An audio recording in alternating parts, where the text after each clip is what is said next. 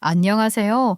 친정에서 집도 사주고 차도 뽑아줬는데 고작 60만 원짜리 에어컨 하나 사줬다고 남편한테 면박받은 30대 여성입니다. 생각할수록 어이가 없어요. 저희 부모님이 딸 하나인 저를 시집 잘 보내보겠다고 평생 모은 돈 아낌없이 쏟아부었거든요. 사위도 너무 예뻐서 편하게 살라고 물심양면 도와주셨어요. 그런데 제가 부모님 생각해서 벽걸이 에어컨 하나 사줬는데요.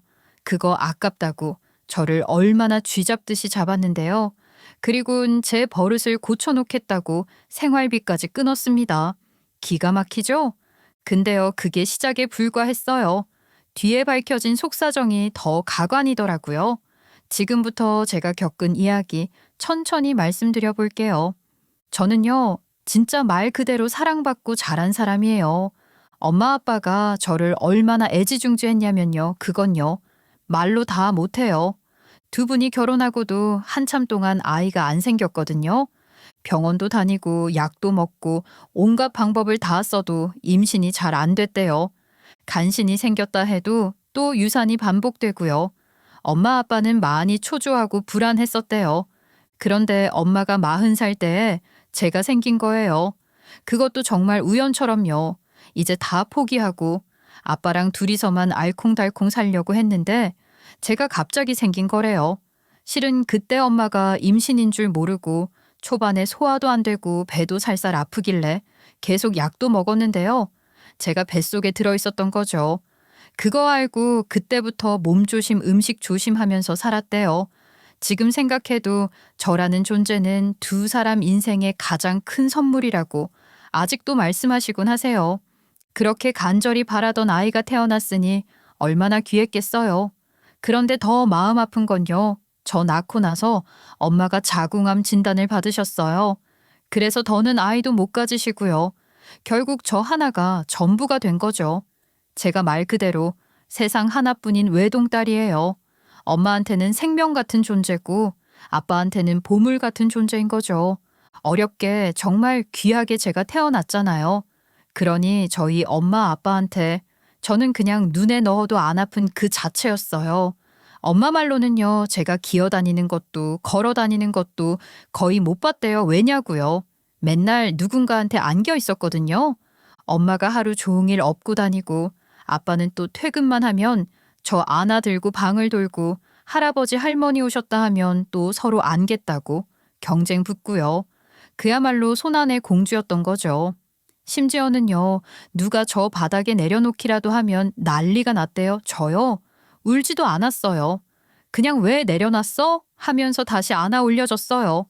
지금 생각해도 살짝 황당할 정도로 그렇게까지 애지중지 귀하게 자랐어요. 말 그대로 금이야 오기야라는 말이 저한테 딱이었죠. 엄마 아빠는 저를 전적으로 밀어주셨어요. 두 분은 동네에서 꽤 소문난 갈비집을 운영하셨는데 손님이 늘 끊이질 않았고 장사도 잘 됐어요. 그래서 경제적으로도 여유가 있었고 제가 하고 싶다고 말만 하면 뭐든 다 시켜주셨어요. 국영수 같은 기본 학원은 물론이고 그 당시엔 흔치 않았던 뮤지컬 학원, 실용음악 학원, 심지어 댄스 학원까지 다녔죠. 하다가 재미없다고 하면 바로 그만두게 해주셨고 또 금세 다른 걸 찾아 등록해 주시기도 했어요. 그만큼 두 분 다 제가 뭘 좋아하는지, 뭘 잘하는지 찾아주려고 항상 애쓰셨어요. 아무튼 저는 정말 엄마 아빠의 열렬한 응원 속에서 큰 걱정 없이 잘 자랐어요. 공부는요, 솔직히 잘 못했어요. 엄마 아빠가 그렇게 바라고 바라던 딸인데 조금만 더 똑똑했으면 얼마나 좋았겠어요. 근데 또 그게 마음처럼 안 되더라고요. 그래도요, 언어는 좀 잘 맞았어요. 특히 영어는 뭔가 재밌더라고요. 그래서 외국어 쪽으로 마음을 잡고 어학연수도 다녀왔고요. 그러다가 결국 저 항공사에 취직해서 스튜어디스가 됐어요. 처음 유니폼 입고 거울 앞에 섰을 때 진짜 아직도 기억나요? 아빠가 저를 보고 눈물이 글썽글썽 하시면서 말씀하셨어요. 이야, 우리 딸 손녀가 따로 없네. 너무 아까워서 어쩌냐. 맨날 아빠만 보고 싶은데 누구한테도 못 줘. 그냥 집에 모셔두고 싶다. 아이, 참 아파. 나도 성인이야. 이제 사회인이라고. 품 안의 자식은 이제 그만. 나 하고 싶은 것도 많아. 아빠는 저를 아까워하셨지만 그런 아빠 마음도 모르고 전 남자친구가 바로 생겼어요. 친구 소개로 만나게 된 사람이었는데요.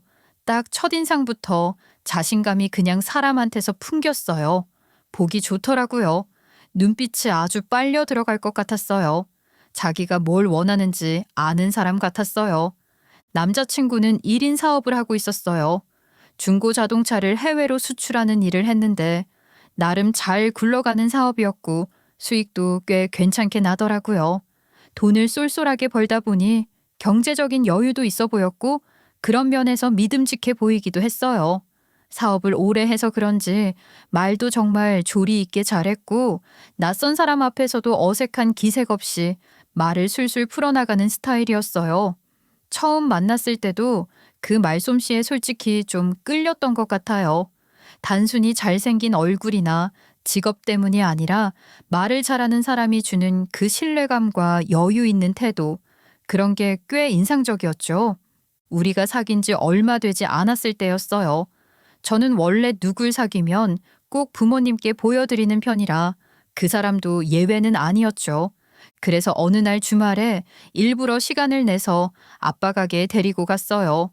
아빠는 조금 어색한 얼굴로 인사를 받으셨고 남자친구는 또 말솜씨가 좋아서 그런지 금세 분위기를 풀더라고요. 고개를 꾸벅이며 예의 바르게 인사하고 갈비 냄새가 정말 끝내주네요라며 센스 있게 칭찬도 곁들이고 아빠도 처음엔 조심스러워 하시더니 나중엔 고기까지 구워주시면서 슬슬 말을 트셨어요. 그때 저는 괜히 흐뭇했어요. 아버님, 따님 너무 예뻐서 아까우시죠? 애지중지 하셨다고 들었어요. 저도 똑같이 받들어서 잘할 테니까 노여움 푸세요.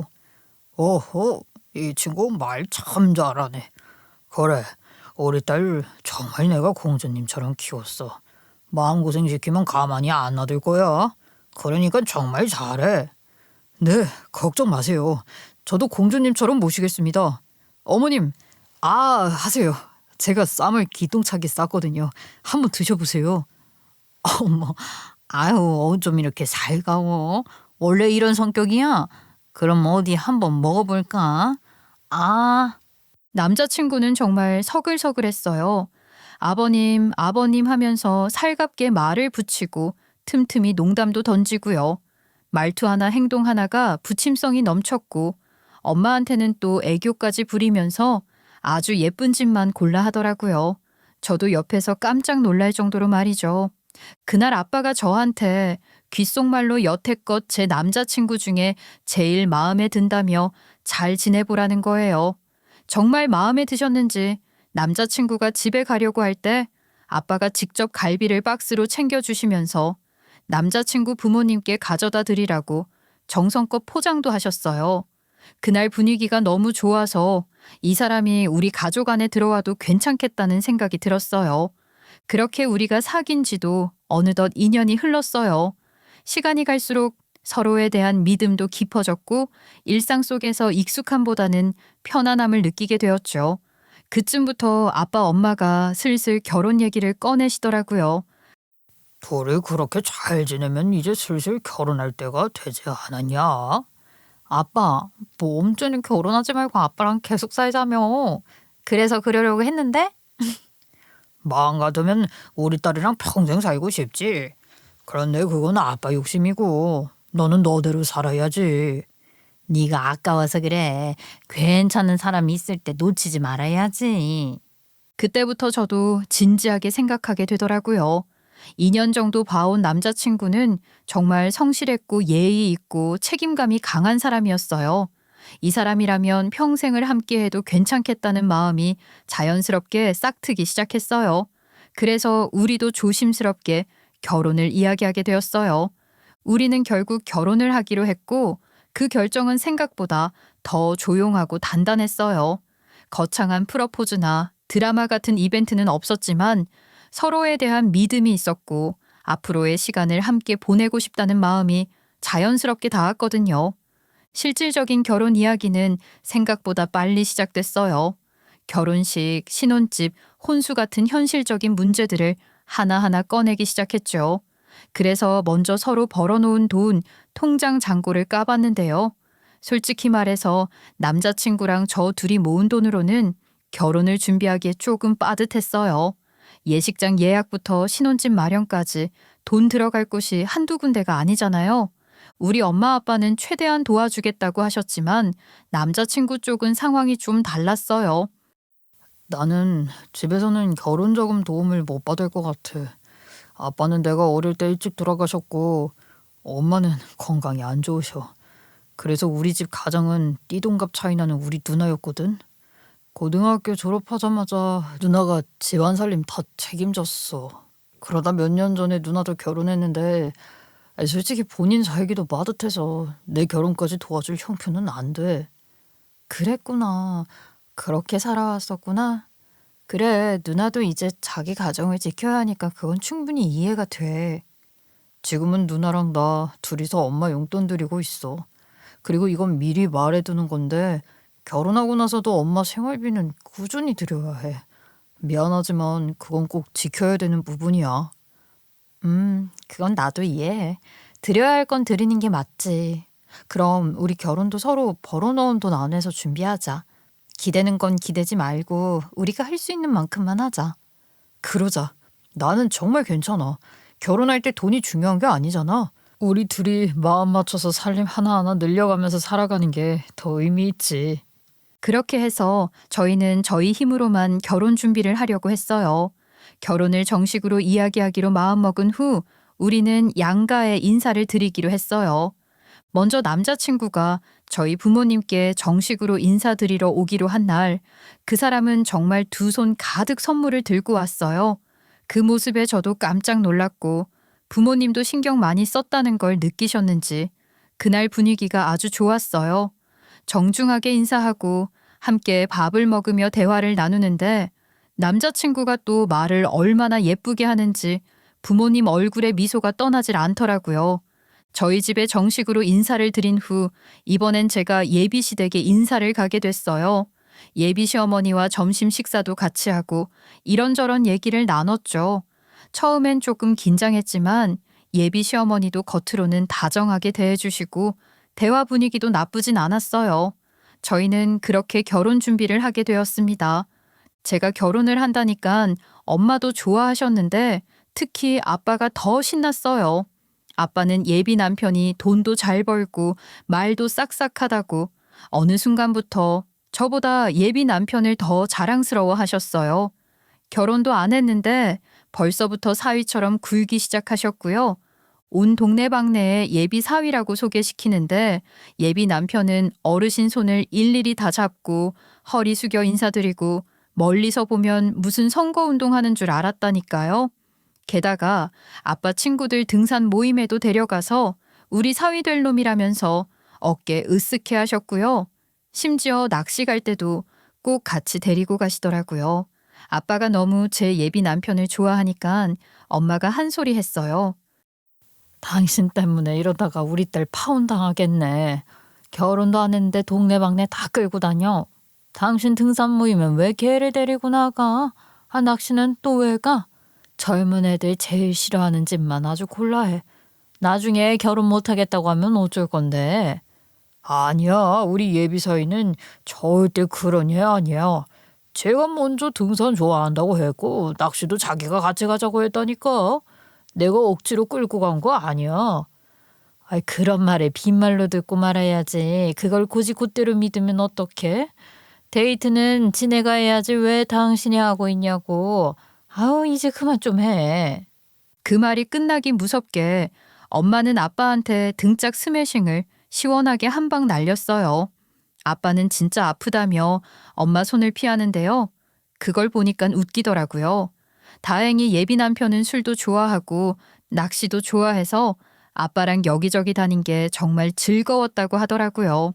그걸 굳이 저희 엄마한테 찾아와서 해명까지 했어요. 어머님, 진짜예요. 장인어른이랑 다니는 거 너무 좋아요. 저 원래 낚시 좋아해요. 부담 하나도 안 돼요. 맞지? 봤지? 들었지? 내가 억지로 끌고 간 거 아니라니까 그러네. 내가 얼마나 오해받았는지 몰라. 그때 맞은 등짝이 아직도 아파. 아휴. 그 말에 엄마는 완전 웃음이 터졌어요. 저희 집 분위기 메이커는 단연 아빠였는데 아빠랑 예비 남편이랑 얼마나 짝짝꿍이 잘 맞는지 둘이 붙기만 하면 집안이 그냥 개그 콘서트였어요. 그날도 역시나 분위기는 화기애 그 자체였죠. 그 와중에 예비 남편이 아빠한테 이런 말을 했어요.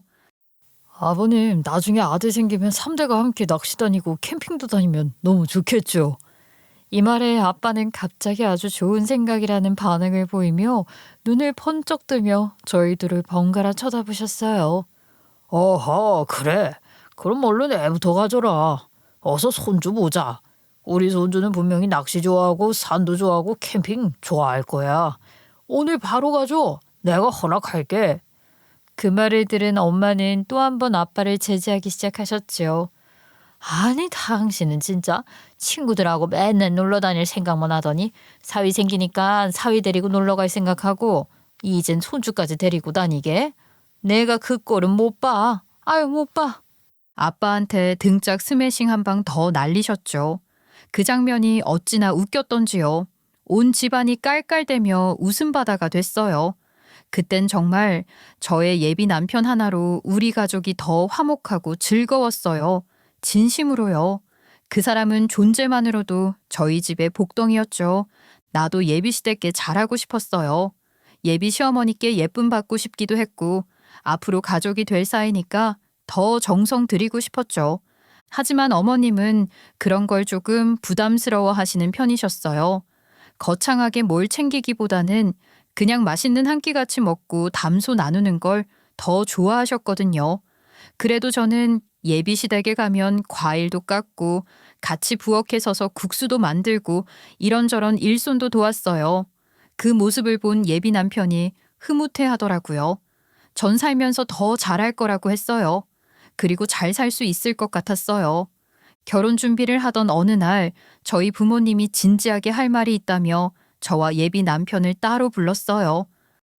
우리가 뭐 자식이 여러 명 있는 것도 아니고 이 나이 먹도록 열심히 돈 버는 것도 결국 다 너 하나 잘 되라고 하는 거잖아. 그런 네가 결혼한다는데 가만히 있을 수가 있어야지. 사실 너 주려고 조금씩 모아놨던 돈이 있어. 그걸로면 20평대 아파트 하나는 사줄 수 있을 것 같은데 엄마 아빠가 사줘도 괜찮아? 아유, 아니야, 아니야. 진짜 괜찮아.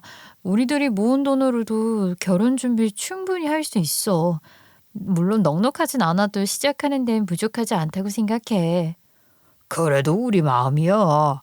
그 돈은 그냥 집 리모델링이나 인테리어 하거나 아니면 가전이나 가구를 더 좋은 걸로 사는데 써라. 새 출발하는데 좀 더 힘이 되게 하고 싶어서 그래. 그래, 부담 갖지 말고 엄마 아빠가 주는 돈은 그냥 받았으면 좋겠어. 엄마 아빠가 죽으면 어차피 다 너 거야. 그리고 우리 딸도 예쁘지만 우리 사위가 좋아서 주고 싶은 마음도 커. 아버님, 어머님, 이렇게 큰 마음 내주셔서 정말 감사드립니다. 저희 둘이 결혼해서 서로 아껴가며 잘 살고 꼭 효도하겠습니다. 믿어주셔서 감사합니다. 그렇게 해서 결국 저희는 친정집 근처로 20평대 아파트를 매매하게 됐어요. 지하철역도 가까웠고 무엇보다 예비 남편 사무실이랑도 가까워서 출퇴근하기에 딱 좋은 위치였죠. 집도 마음에 들고 동네 분위기도 익숙해서 저도 편했고요.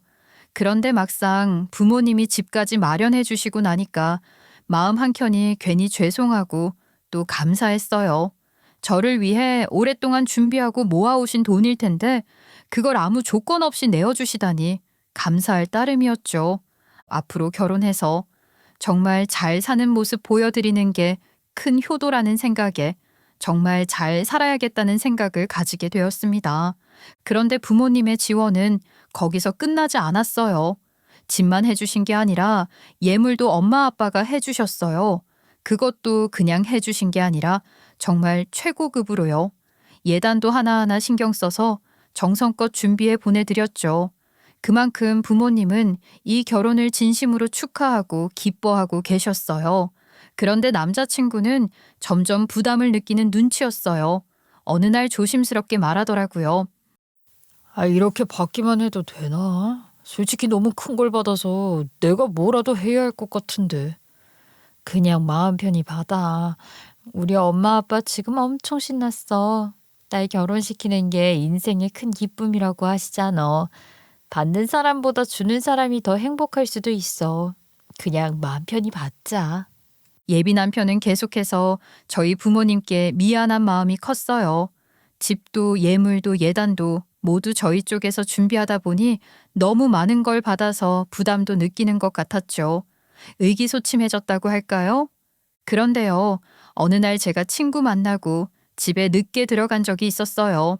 그날 예비 남편은 집에 간다고 해서 자기 집인 줄 알았거든요. 그 집이 바로 저희 친정집이었던 거예요. 제가 없는 사이에 좋은 양주 하나 사들고 저희 아빠랑 단둘이 거실에 앉아선 신나게 술 마시고 있더라고요. 치킨까지 시켜서 웃고 떠들고 분위기는 완전 화기애애했죠. 문 열고 들어간 저한테 오히려 집주인처럼 대하더라고요. 어이, 일찍 좀 다녀라. 치마 좀 입지 말고 곧 결혼할 사람이 이렇게까지 늦게 다녀도 돼? 그래, 딱 아빠가 하고 싶은 말이다. 넌 세상 무서운 줄 몰라. 일찍 좀 다녀. 그 말을 하고 둘이 잔을 부딪히는데요. 정말 어이가 없었어요. 그 자리에 저도 앉게 되었는데 아빠는 혀가 꼬부라졌지만 절대 취하진 않았다고 하면서 계속 마시더라고요. 그날 아빠 기분이 최고였어요. 참, 우리 사위 차가 오래됐더라. 명색이 차 관련 일을 하는데 차가 후지면 쓰겠어? 내가 차 사줄까? 아, 아버님 아닙니다. 제 차 아직 쓸만해요. 그리고 이미 너무 많이 받았는데 또 뭐 해주시려고요? 마음만으로도 충분합니다. 아니야. 내가 싫어서 그래. 우리 사위 이상한 똥차 타고 다닌 거 내가 싫어. 내가 차 바꿔줄 거야. 내일 바로 대리점 가자. 내가 새 차 뽑아줄게. 그리고 진짜로 그 다음날 아빠가 예비 남편을 데리고 대리점에 가셨어요. 말뿐일 거라 생각했는데 거침없이 계약까지 하신 거예요. 사실 저희 아빠가 엄청 검소한 분이거든요. 아빠 본인 차는 20년 넘은 낡은 차예요. 시동 걸면 덜컹거리는 소리부터가 연식이 느껴지는 그런 차요. 그런데 그런 아빠가 딸 예비 남편 차가 낡았다고 단번에 새 차를 사주신 거예요. 딸이 뭐라고 사위가 뭐라고 아빠는 정말 아낌없이 다 퍼주셨어요. 그렇게 저희는 부모님의 전폭적인 지지를 받으며 결혼식을 무사히 잘 치렀고 신혼여행도 설레는 마음으로 다녀왔어요. 결혼 후엔 엄마는 딸과 사위가 손쉽게 먹으라고 매주 2번씩 저희 집에 반찬을 해다 놓고 가셨고요. 아빠는요, 사위랑 또 놀고 싶어서 난리였어요. 하지만 아직 신혼이고 나랑 더 많은 시간을 보내야 할 시기였기에 제가 나서서 단호하게 커트했어요. 그 말에 아빠가 살짝 삐지긴 했지만 신혼의 중심은 부부여야 하니까요. 그렇게 조심조심 서로를 배려하며 잘 지내던 어느 날 결혼한 지 얼마 되지도 않았는데 제가 아이를 가진 거예요. 남편도 너무 기뻐했는데 저희 부모님은 난리가 났었죠.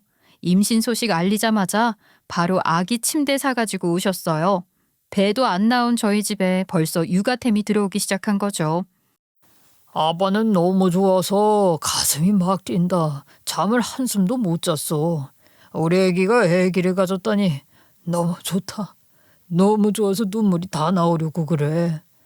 네 아빠 너무 기뻐서 정말로 한숨도 못 잤어. 뭐 먹고 싶은 건 없어? 엄마가 다 해줄게. 이제부터 엄마가 다 해줄게. 아직은 임신 초기라서 그런 건 없어. 아빠 애 낳으면 얼마나 기뻐하시려고 지금 이런 반응이야. 좀만 더 참아. 알았지? 임신하고 얼마 지나지 않아 입덧이 너무 심해졌고 환도까지 와서 제대로 걷지도 못했어요. 결국 회사를 그만두게 됐죠. 제가 움직일 수 없자 엄마가 매일 저희 집으로 오셨어요. 아침 7시에 오셔서 남편 밥 챙기고 출근시키고 그 다음엔 제 밥 챙겨주시고 하루 종일 곁에서 수발을 들어주셨어요. 저녁엔 남편 퇴근 시간 맞춰 식사 준비, 설거지까지 하고 나서야 집에 가셨어요. 이 생활을 2달 넘게 하셨어요. 제가 조금 나아지고 나선 엄마랑 같이 태교도 다니고 제가 먹고 싶다는 건 뭐든 만들어 주셨어요. 엄마가 저를 위해 많이 희생하셨어요. 한편 제가 임신 중기에 접어들었을 무렵부터 남편의 사업이 잘 풀리지 않는 것 같았어요. 뭔가 복잡하게 설명을 해주긴 했는데 솔직히 저는 다 이해하진 못했어요. 그런데 벌어오는 돈의 규모가 눈에 띄게 줄면서 남편이 말한 것을 실감했어요. 평소에 벌던 수입의 3분의 2가 날아갔거든요. 이번 달부터는 좀 타이트하게 가야 할 것 같아. 당분간은 생활비 좀 아껴 써줄 수 있을까? 그렇게 사정이 안 좋아? 알았어. 내가 최대한 아껴 쓸게. 괜찮아. 우리 잘 버틸 수 있을 거야. 전 그 말을 엄마한테 했어요. 엄마는 제가 걱정이 돼서 돈 쪼들리면 말하라고 했지만 크게 부족하지 않아서 남편이 벌어오는 돈으로 생활을 했습니다. 그런데요, 임신 25주가 됐을 때 산부인과 검진을 갔는데 자궁경부가 너무 일찍 열려서 맥도날드 시술을 해야 한다고 하더라고요. 시술을 받고도 자궁이 무력하다고 해서 며칠 더 입원해 있었고요. 남편은 회사 일 때문에 너무 피곤해 있었고 제 옆은 엄마가 하루도 빠짐없이 지켜주셨어요. 일주일 정도 입원하고 퇴원할 때 제가 병원비 낸다고 했는데도 엄마가 이미 다 결제하셨더라고요. 집에 와서도 엄마는 계속 우리 집에 붙어 계셨어요. 그러다가 제가 조금씩 괜찮아져서 일상생활이 가능해지고 나서부터는 산모교실도 다니고 엄마랑 맛있는 것도 먹으러 다니고 기분 전환도 좀 했습니다. 그 무렵이 여름이었는데 하루는 엄마가 가게에 가야 한다고 해서 저희 집에 안 왔어요. 제가 궁금해서 가게로 갔어요. 아빠는 절 보자마자 누워있으라고 가게에 딸린 작은 방이 있는데 거기에 들어가 있으라고 했어요. 그런데 거기 에어컨이 고장나서 있을 수가 없겠더라고요. 차차, 맞다. 거기 에어컨 고장났지? 고치고 고치다가 이제는 완전히 맛이 가버렸나 보다. 하기는 뭐 15년 썼으면 많이 쓴 거지. 그치? 이참에 새로 사야겠다. 덥지 않어? 거기 말고 여기 앉아있어. 에어컨 이제 못 고친대? 저기 엄마 아빠 틈틈이 쉬는 곳인데 에어컨 없으면 어떡해. 괜찮아. 여기 테이블에 앉아서 잠깐 쉬면 돼. 우리 걱정하지 마. 엄마 아빠는 잘 지내고 있어. 저희 아빠가 저한테는 퍼주면서도 자기한테는 짠돌이인 거 다 아시잖아요. 분명히 저 에어컨 안 사실 것 같았어요. 그동안 엄마가 내 병원비도 다 내주고 내 수발도 다 해주고 가만 생각하니 너무 미안하더라고요. 그래서 그냥 제가 사드리기로 했어요. 벽걸이 에어컨 하나 사드리는 거 크게 어려운 일도 아니고요. 바로 대리점 가서 결제하고 바로 달아달라고 했죠. 에어컨이 큰 것도 아니고 벽걸이라서 비싸지도 않았어요. 한 60만 원? 그 정도 했던 것 같아요. 그거 하나로 엄마 아빠가 쉴 때 조금이나마 시원하게 쉴 수 있으면 좋겠다 싶었죠. 그런데 카드로 결제를 하니까 남편한테 바로 전화가 온 거예요. 남편 카드거든요. 문자가 갔나 봐요. 아니 갑자기 큰 금액이 결제가 돼서 무슨 돈이야? 전자제품 샀어? 뭐 샀는데? 아니, 그냥 엄마가 병원비도 내주시고 그동안 너무 미안했는데 가게 쉬는 곳 있잖아. 거기 에어컨이 고장났더라고. 그래서 그 에어컨 하나 사드렸어. 그랬더니 한숨을 푹 쉬더니 알겠어 하고 전화를 끊더라고요. 딱 듣기만 해도 기분이 안 좋은 거 바로 느껴졌죠. 집에 와서도 얼굴이 굳어있고 말도 짧고 퉁명스러워서 결국 말싸움이 붙었어요. 당신 지금 우리 부모님한테 60만 원 해준 거 아까워서 그러냐? 우리 집도 차도 아기용품도 병원비도 다 우리 엄마가 내줬는데 그까지 60만 원이 아깝냐? 사실 저도 거기서 멈췄어야 했어요. 근데 기분이 너무 상해서 저도 모르게 한마디를 더 얹은 거예요. 너 왜 그렇게 쪼잔하냐? 이 쪼잔한 새끼야. 저도 모르게 나온 말이었어요. 감정이 올라오다 보니 말도 반말로 나오고 욕도 튀어나왔죠. 그 말에 남편 눈빛이 확 바뀌더니 본색을 드러내더라고요. 그래, 나 쪼잔한 놈이야. 카드 가져와. 앞으로 내 카드 쓰지 말고 또 한 번 니년 집에 돈 쓰면 쫓겨날 줄 알아? 저도 돈 있거든요. 회사를 그만둘 때 받은 퇴직금 손도 안 대고 그대로 가지고 있었어요. 남편이 그 돈 쓰라면서 생활비를 주지 않겠다네요. 어이가 없었어요. 그게 남편 입에서 나올 말이에요. 같이 살면서 아이를 가진 아내한테. 그때부터 저희는 완전히 냉전이었어요. 말도 안 섞고 서로 눈도 안 마주쳤어요. 남편은 정말로 3개월 동안 생활비를 주지 않았어요. 정말 어이가 없었죠. 어디 가서 말도 못하겠고 엄마한테도 말 안 했어요. 너무 쪽팔려서요. 얼마 후에 아이를 낳았고요. 병원비랑 조리원비도 전부 엄마가 내주셨어요. 조리원 퇴소하고 나서도 엄마는 바로 우리 집에 와서 아이 돌봐주고 제가 산후조리하는 것도 하나하나 다 챙겨주셨어요.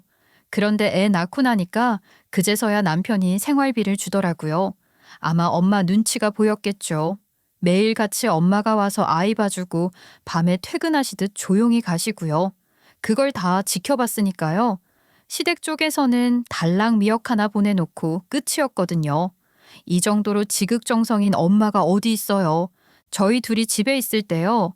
애가 울면 남편은 신경질만 내고 애를 안아보거나 달래볼 생각을 안 하더라고요.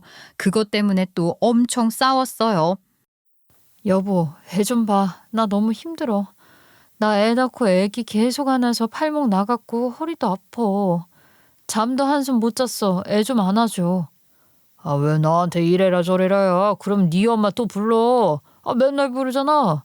아예 밤에도 자고 가라 그래. 우리 엄마가 무슨 애 키워주는 사람이야? 도움이야? 부모인 우리가 책임져야 하는 거 아니야? 아, 그럼 당신 엄마 부를까? 어머님 오시라고 해. 당신 지금 말 다 했어? 맨날 오시니까 하는 말이잖아. 아, 요즘 말하는 태도 보니까 자꾸 선 넘는다. 왜? 우리 엄마는 부르면 되고 당신 엄마는 왜 안 되는데? 당신 말대로면 똑같이 시어머니도 와서 해줘야지. 왜 항상 우리 엄마만 불러야 돼? 이러면서 또 싸웠어요. 결혼 전엔 그렇게 잘하던 사람이었는데 지금은 온데간데 없었죠. 그날 이후로 아예 이불까지 싸서 작은 방으로 가더라고요. 애도 안 보겠다는 거죠. 이런 사정 엄마한테 일일이 말할 순 없었어요.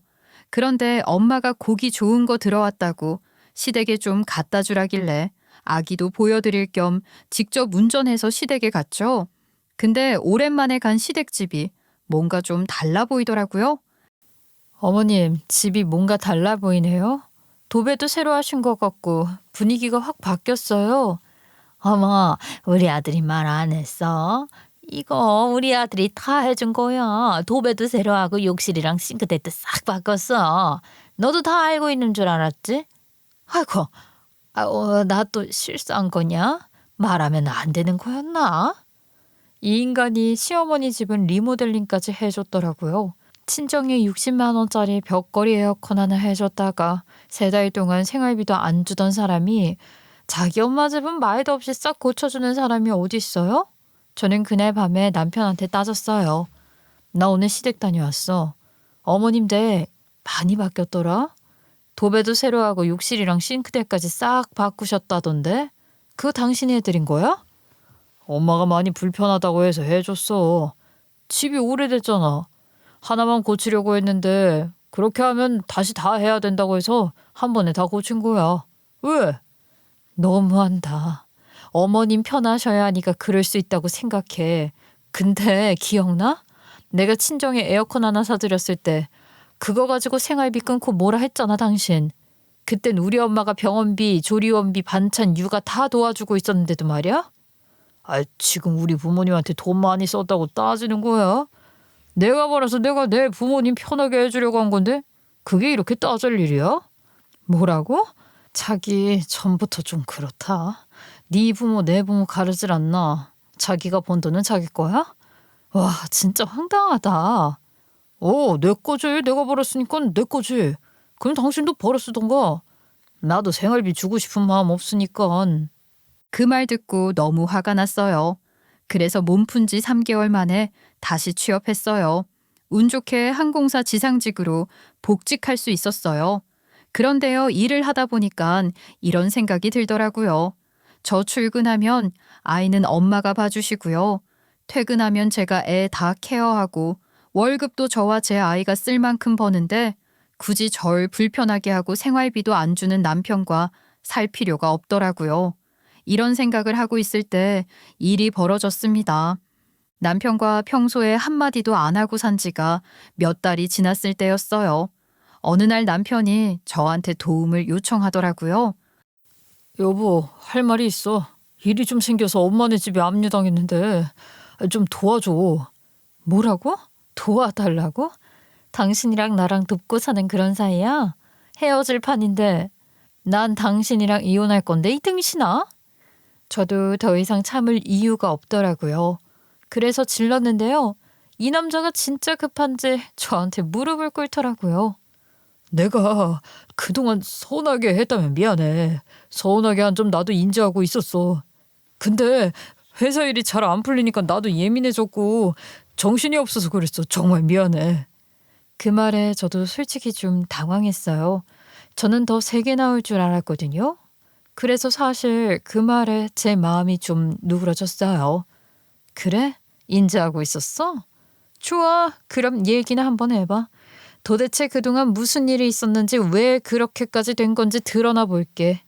알고 보니까 남편이 하는 일이 중고차 수출이잖아요. 그런데 해외 바이어가 대금을 안 줬대요. 그 바람에 사업이 휘청거린 거죠. 원래 그쪽 나라가 신뢰 쌓기 어려운 곳이라는 얘기는 주변에서 늘 듣고 조심해 왔는데 자기가 그렇게 당할 줄은 몰랐대요. 정말 돈이 없었다고 했어요. 그래서 기존 사업은 접을 수밖에 없었고 다시 다른 바이어를 알아봤지만 이미 대부분 시장은 계약이 다 끝난 상황이라 더는 이어가기가 어려웠다고요. 그래서 결국엔 아는 사장님 밑에 들어가 회사 직원으로 일하고 있다고 하더라고요. 그 말을 듣는데 한편으론 안 됐다 싶기도 하고 다른 한편으론 이제 와서 이러는 게 너무 얄밉기도 하더라고요. 그러면서 그러더라고요. 그런 와중에 제가 저희 부모님 가게에 에어컨을 사줬다는 말을 듣고 진짜 화가 났었대요. 이미 사업이 무너지고 있는 상황이라 자존심 때문에 말을 돈이 없다고 강하게 얘기를 못하고 있었는데 아껴 쓰라고 말을 했었는데 제가 아껴 쓰지 않고 큰 금액을 써버리니 놀랐다고 하더라고요. 그때는 정말 궁핍했고 예민이 끝까지 올라왔던 때라 자기도 순간적으로 욱했다고 인정하더라고요. 그 말을 들으니까 솔직히 이해가 안 되는 건 아니었어요. 그래도 돈은 벌어야 하니까 아는 사장님 회사에서 일을 했지만 그마저도 못하게 되었대요. 너무 속상하고 불안한 감정이 오가고 있는데 저희 엄마가 계속 집에 와 있어서 집에 있지도 못하고 생각할 게 너무 많은데 애까지 봐야 하니 과부하가 왔대요. 번아웃이 왔다며 자기가 힘들었던 점을 다 과감 없이 말하더라고요. 자존심은 이미 추락했는데 그래도 저한테는 큰 걱정 끼치고 싶지 않아서 말 못했는데 생활비를 그래도 줬어야 했는데 못 줘서 미안하다고 하더라고요. 남편 말을 들으니까 이해가 되었어요. 저라도 그랬겠다 싶었어요. 내가 다 미안해. 내가 많이 부족했어. 내가 더 어른스러운 모습을 보였어야 했는데 정말 미안해. 나도 미안해. 그렇게까지 힘들어하는 줄은 몰랐어. 그러면 회사는 지금 상태가 어떤 거야? 다행히 신생 바이오 구해서 다시 내 사업 이어가고 있었는데 자금이 부족하더라. 그래서 엄마 집 담보로 대출을 받았어. 하지만 그마저도 잘 안 되고 이제는 엄마 집이 넘어갈 판이야. 그래서 집을 팔아 갚으려고 하는데 보일러관이 터져서 어쩔 수 없이 바닥이랑 도배를 하게 된 거야. 리모델링이 아니라 보수 공사를 시작했다가 하게 된 거야. 그러면 이런 말에 서로 진작 오갔으면 좋았을 걸. 그렇다면 나도 당신도 감정 상하는 일 없었을 텐데 말이야. 미안해. 누나도 형편이 어렵다고 하고 그래서 엄마 챙길 사람이 나밖에 없었는데 어떡해. 바닥에 물이 흥건한 채로 잘 순 없잖아. 여기저기에서 돈 꾸고 없는 돈 긁어 모아서 해드린 거야. 그런데 그 집이 넘어가려고 해. 제발 도와줘. 어? 저는 그때서야 남편의 상황을 온전히 이해하게 됐어요. 그동안 왜 그렇게 힘들어 했는지, 왜 말도 못하고 끙끙 앓았는지, 그제야 모든 퍼즐이 맞춰지더라고요. 결국 이 모든 게 부부 사이에 대화가 부족해서 생긴 일이었단 생각이 들었어요. 서로 조금만 더 솔직하게 마음을 나눴더라면 이렇게까지 상처 주고받을 일은 없었을 텐데 말이에요. 그래서 우리는 그 자리에서 얘기했어요. 앞으로는 이런 문제들을 함께 풀어가자고요. 말 안 하고 끌어안지 말고 부부니까 서로 기댈 수 있게 하자고요. 그리고 남편이 처한 지금 상황부터 해결해야 했기에 전 결국 제 퇴직금 전부를 꺼냈어요. 그걸로 시댁빚을 막았고 이번 일을 계기로 남편과 전처럼 다시 화기애애한 분위기로 다시 시작할 수 있겠다는 생각이 들었어요. 그다음부터 남편이 저한테도 친정 부모님께도 예전처럼 잘하더라고요. 표정도 밝아졌고 뭔가 일이 잘 풀린 것 같아서 저도 괜히 마음이 좀 놓였죠. 그래서 오랜만에 시어머님께 안부 전화라도 드리자 싶어서 전화를 걸었어요. 어머님, 별일 없으시죠? 그때 집 압류된 거 잘 마무리됐다고 남편한테 들었어요. 제가 뒤늦게 얘기 들었어요. 압류? 무슨 압류? 우리 집 말하는 거야? 우리 집은 압류된 적이 없는데 무슨 소리야, 그게? 네? 아니, 남편이 그러던데요? 어머님 집 압류당해서 급하다고 그거 막으려고 저도 돈까지 줬는데요?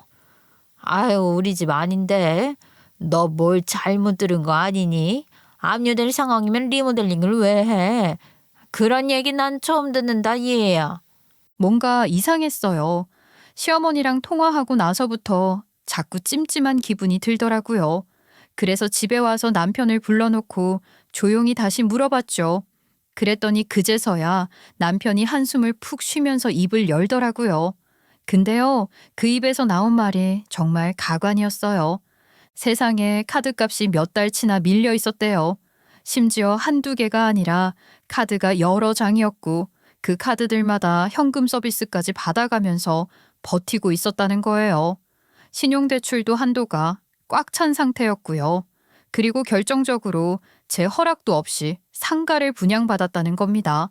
분양가가 말도 안 되게 비쌌대요.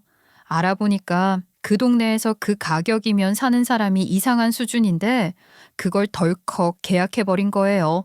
결국 공실만 계속 생기고 월세 들어오는 데는 하나도 없고 거기다가 70% 대출까지 끼고 계약해서 매달 이자가 수백만 원씩 나가는데 수입은 제로고요. 상가 가치도 시간이 지날수록 떨어지고 있어서 팔고 싶어도 지금은 헐값에 내놔도 안 나간다는 거예요. 그제야 남편이 하는 말이 그걸 어떻게든 막아보겠다고 제 퇴직금까지 받아서 카드값 메우고 대출 이자 내고 각종 연체 막는 데 썼다는 거예요. 그동안 회사 상황이 안 좋다는 거나 어머님 집 보일러 터졌다고 했던 말들이 저한테 돈 뜯어내기 위한 거짓말이었다는 거잖아요. 그동안 믿고 함께 산 남자가 내 앞에서는 자존심 운운하면서 뒤에서는 제 퇴직금을 자기 실수 메꾸는데 써버렸다는 사실에 정말 오만정이 떨어졌습니다. 상가는 왜 분양받은 거야? 도대체 무슨 생각으로 그런 상가를 분양받은 거야? 아니, 처가에서 많이 도와주니까 내가 더 이상 힘들게 돈 벌 필요는 없는 것 같아서 임대업 하면서 좀 여유로운 삶을 살려고 했지. 당신 진짜 경솔하다. 아, 그렇게 돈 많이 버는 우리 아빠도 지금까지 일하셔. 지금도 매일 12시간씩 일하셔. 그런 아빠 돈으로 덕 보고 여유롭게 살려고 했다고? 와, 정말 정 떨어진다. 그런데요, 진짜 기가 막힌 건 그 다음이에요. 사실 상가 얘기 듣고도 화가 치밀어 올라서 진정이 안 되던 어느 날 제가 집 청소를 하다가 우연히 남편 책상 아래 쌓여 있는 상자들을 보게 됐어요. 원래는 그냥 청소하려고 꺼낸 건데 박스가 너무 많고 묵직하길래 혹시나 싶어서 열어봤거든요. 근데 세상에 이게 뭔 줄 아세요? 안에서 줄줄이 쏟아져 나오는 게 명품 허리띠, 명품 구두, 명품 가방이었어요. 그냥 하나 정도도 아니고 브랜드도 다 다르고 종류도 다양하게 그야말로 쇼핑을 미친 듯이 해놨더라고요. 박스에 영수증이 있어서 봤더니 제가 애 낳기 전 시술 받았던 그때였어요. 제가 병원에서 수술 받았을 때 남편이 회사 일로 바쁘다고 저희 엄마가 제 옆을 지켰었는데요. 이 인간은 백화점 돌아다니며 자기 몸에 걸칠 사치품을 사 모으고 있었던 거였어요. 저를 속인 게 너무 많아서 어디서부터 저한테 거짓말을 한 건지 저도 괴롭더라고요. 심지어요. 그 모든 진실을 들통낸 바로 그날 이 인간이 퇴근하면서 뭘 들고 왔는데요. 보니까 쇼핑백 안에 또 쇼핑백이 들어있었더라고요. 저한테 들킬까봐 제 눈에 띄지 않게 하려고 쇼핑백을 겹겹이 싸서 숨기고 온 거죠. 꺼내보니까 명품 선글라스더라고요. 정말 어이가 없었어요. 얼마 전에 힘들다고 제 퇴직금까지 다 가져가서 자기 카드값 메꾸고 대출 갚은 사람이 그 난리치고도 정신 못 차리고 또 쇼핑이라니요? 이게 제정신으로 할 짓이에요. 저는 거기서 결론을 내렸어요. 저희 엄마 아빠가 잘해주니까 기고만장해져서 끊임없이 소비하는 거라고요. 이 사람 입장에서는 크게 돈 벌지 않아도 되고 나한테 맞추려고 하지 않아도 되고 애도 안 봐도 되니까 얼마나 좋겠어요. 알아서 척척해주는 처가가 있으니 얼마나 인생이 쉬웠으면 끝까지 와이프를 속여 먹으려고 했을 겁니다. 저희 부모님한테는 이런 얘기 차마 못하겠더라고요. 저도 이렇게 배신감이 치밀어 오르는데 엄마 아빠가 이 사실을 아시면 얼마나 실망하고 속상해 하실지 생각만 해도 마음이 무너졌어요. 그래서 결국 이 인간 좀 혼내달라고 시어머니를 찾아갔어요. 근데요, 어머님 얼굴을 보는 순간 진짜 말문이 턱 막혔습니다. 쌍꺼풀 수술을 새로 하셨는지 눈이 확 올라가 있고요. 리프팅도 하신 것 같고 피부까지 아주 탱탱하시더라고요. 거기다 입고 계신 옷이랑 가방도 낯선 브랜드였고 귀에는 반짝반짝 빛나는 귀걸이까지 있었죠. 얼굴빛은 또 얼마나 좋으신지 누가 보면 어디서 효자 아들 둬서 고생 한번 안 해본 사람 같더라고요. 어머님, 얼굴이 정말 좋아 보이세요. 피부에도 윤기가 나고. 어디 다녀오셨어요? 아이고, 요즘 우리 아들이 피부과 심폐권 끊어져서 꾸준히 다니고 있어. 리프팅도 좀 하고 관리받으니까 이렇게 밝아지더라. 며느리 덕분에 나도 호강 좀 한다. 너희는 잘 살지? 기가 찼어요. 속에서는 분노가 치밀어 올랐지만 어떻게든 눌러 담았어요. 그렇군요. 저한테는 생활비 하나 제대로 안 주더니 어머님께는 그런 것도 다 해드렸나 보네요. 진짜 제가 이 결혼을 왜 유지하고 있는 건지 요즘은 하루하루 생각이 많아서요. 그리고 더는 그 자리에 있고 싶지 않아서 바로 일어나서 그 집을 나왔습니다. 시댁에서 그렇게 나와버리고 나니까 얼마 지나지 않아서 어머님한테 전화가 오기 시작했어요. 계속 울리고 문자도 오고 근데 저는 받고 싶지가 않더라고요. 어머님은 사실 이 모든 걸 모르시잖아요. 하나하나 설명드리자니 제 입으로 말해야 되는 게 더 속상하고 또 굳이 이해받고 싶지도 않았어요. 어머님께는 솔직히 감정 없어요. 그냥 그 사람, 제 남편이 이런 식으로 일을 처리하고 있다는 게 너무 괘씸한 거죠. 지금껏 저 혼자 얼마나 애쓰고 참아왔는데 그걸 이렇게 배신으로 돌려주니까요. 그래서 저는 그날 바로 결심했어요. 바로 변호사 사무실 찾아가서 상담받고 이혼 준비 시작했어요. 더는 미룰 이유도 없고 참을 이유도 없더라고요. 저는 그때 정말 미칠 것 같았어요. 생각하면 할수록 제 퇴직금을 그 인간한테 줬다는 게 너무 화가 나는 거예요. 제 피땀 흘려 모은 돈인데 그걸 거짓말로 속여서 가져갔다니요. 화가 나서 미칠 것만 같았어요. 그래서 변호사한테 물어봤죠. 혹시 그 돈 돌려받을 수는 없냐고요. 기본적으로 부부 사이에서 주고받은 돈은 공동재산으로 간주돼서 그냥 줬다고 보기 때문에 돌려받기 어렵습니다. 하지만 남편이 부정한 방식으로 속이거나 사적으로 유용한 정황이 있다면 이혼 소송 시 특유재산으로 주장해서 더 유리하게 정산받을 수 있습니다. 그럼 그렇게 해주세요. 꼭이요? 그리고요. 그 인간이 저한테 말도 안 하고 상가를 분양받았더라고요. 수익은 하나도 없고 지금도 공실인데 그런 것도 재산 분할 대상이 돼요? 그럼요. 결혼 후에 취득한 자산이라면 수익이 나든 아니든 상관없이 재산 분할 대상입니다. 감정평가에서 현재 가치의 절반을 받을 수 있어요. 그리고요, 그 인간이 결혼 기간 중에 생활비를 몇 달씩 안 줬었거든요. 저 혼자 애 키우고 살림하고 제 돈으로 버텼어요.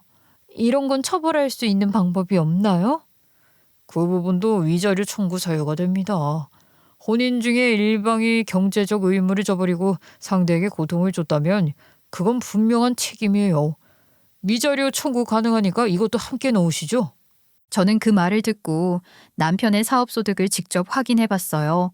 그 인간 사업 힘들다느니 생활비 못 준다느니 했던 거 전부 거짓말이었더라고요. 통장 보면 알잖아요. 돈 잘 들어왔어요. 적어도 생계가 힘들 정도는 아니었어요. 문제는 그것보다 더 써서가 문제였죠.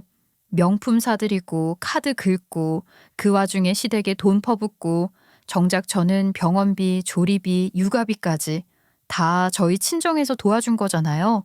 사업이 어려운 줄 알았는데 알고 보니 본인이 감당 못할 수준으로 펑펑 쓴 거였어요.